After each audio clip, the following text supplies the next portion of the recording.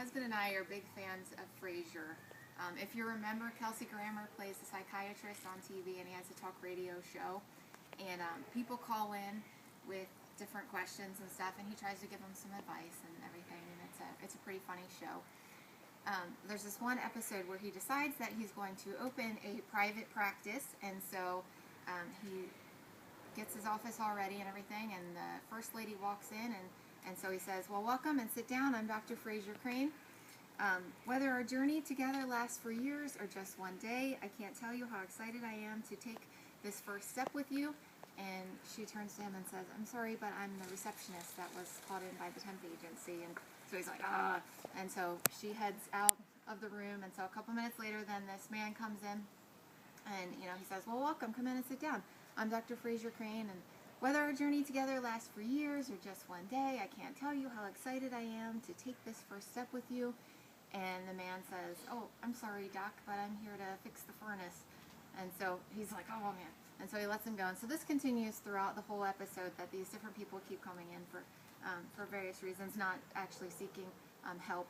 And so, but at the end of the day, this man finally comes in, and so he says, "Well, welcome, I'm Dr. Frasier Crane, and whether our journey together," and I forget it, and he says, "Sit down and tell me what's going on." And so this man opens up about what's going on in his life, and Frasier's actually able to help him. And so he realizes at the end of the day that he's really doing the right thing by opening this practice and by helping people and having this counseling office. So while I'm not striving to have my own talk radio show or to be a psychiatrist like Frasier, I am pursuing a counseling degree, specifically a Christian marriage and family counseling degree, so I want to talk to you about that for a couple of minutes. Most people would agree that we live in a troubled world today, with our divorce rate being at 50% and there being an increase in single-parent families and blended families and the different challenges with both of those. But listen to these other statistics. 10% of adults suffer from emotional disorders, and that figure is 40% for youth and young adults. Every day in America, 6 teens commit suicide. 7 kids between 10 and 19 are murdered. 7 kids 17 and under are arrested for murder. 500 teens begin using drugs. More than 1,000 teenage girls get abortions. More than 2,700 kids watch their parents separate or divorce. More than 1,000 kids bring guns and weapons to school. So as you can see, our world is a very sad and broken place. And a lot of that has to do with the family unit. The family unit is not the same as it was over a half century ago, where there was a mom and a dad and a couple of kids.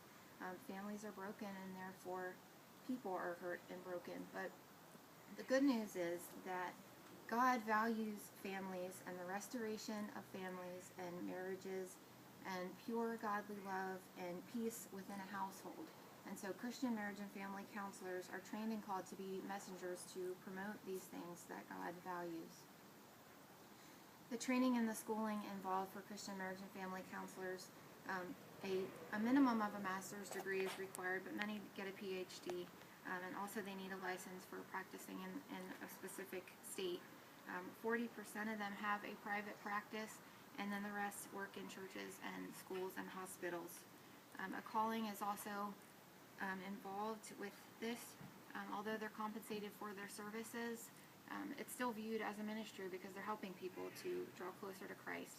I remember when I got my calling a couple years ago, I was sitting in a church service down in Georgia, and I just knew that that's what the Lord was calling me to do.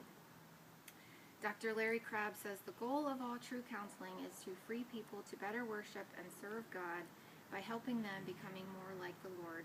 In a word, the goal is maturity." And that's pretty much what it comes down to. Christian counselors are trying to encourage people to become more like the Lord in spite of the situations that they're going through.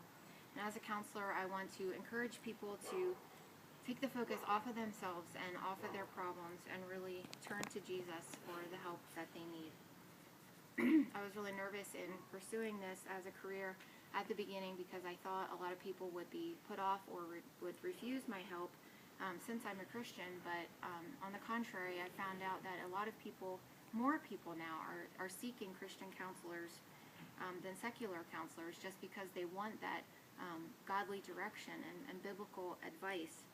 The American Association of Christian Counselors is 50,000 members strong, comprised of professional, pastoral, and lay counselors.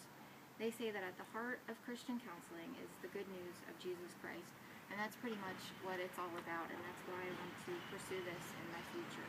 So I appreciate your time today listening, and I would appreciate your prayers in the future as I continue with my education and doing that as a profession.